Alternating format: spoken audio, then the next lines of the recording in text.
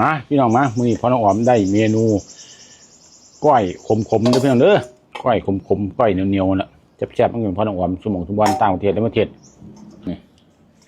มาได้เฮ็ดแล้ว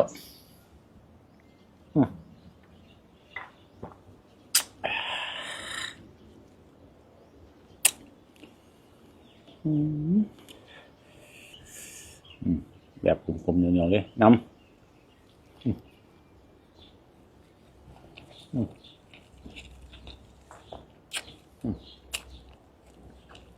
น่ากินแฉก